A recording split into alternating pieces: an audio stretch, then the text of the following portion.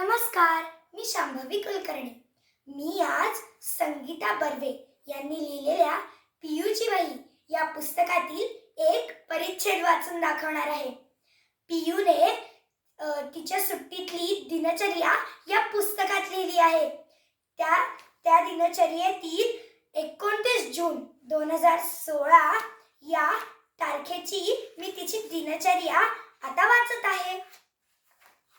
मी मंगळावर जाणार आहे अशी कल्पना करताना मला चक्क आज एक कविता सुचली. कवितेचं नाव आहे कवितेचं शीर्षक आहे मीच ग्लोबल होईन. कवितेचं नाव नाही, कवितेचं शीर्षक असं म्हणायचं असं परवाच शिकवलंय बाईंनी. आणि हो, पोटफोड्या कसा म्हणायचा तेही शिकवलं. माझी तर बार बोबडीच वळतीये त्या पोटफोड्या म्हणताना. तर कविता, मीच ग्लोबल होईन. मंगळावर जाणार आहे एक अवकाशयान. मंगळावर जाणार आहे एक अवकाशयान. त्यात बसून जाते आई, फिरून येते छान. बरेच दिवसात मी सुद्धा कुठंच गेले नाही. बाबा तर आउटिंगचं नावच काढत नाही.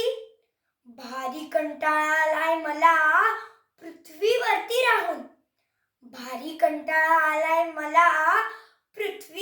राहून. अचाट गर्दी, अफाट प्रदूषण, बेफाट कचरा पाहून. मंगळावर माती आहे, पाणी आहे, आणखी काय हवं? गुलाबाचं रोप तिथे लावून येते नवं. आधीच मंगळ लाल, त्यात गुलाब लाले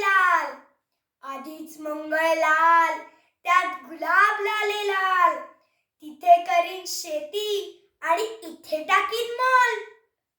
येत्या सुट्टीत खरंच आई मी मंगळावर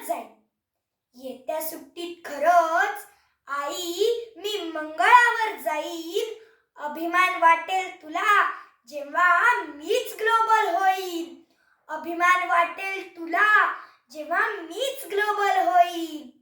इतकं काय काय मला वाटत होतं आणि बाई मात्र निबंध लिहायला सांगत होत्या.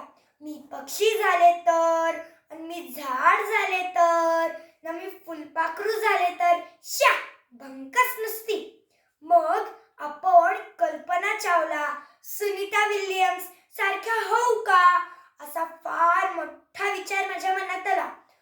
पण आपण कल्पना करून मंगळावर जाऊ शकतोच की या कवितेतून. याचा मला फार म्हणजे फारच आनंद झाला. धन्यवाद.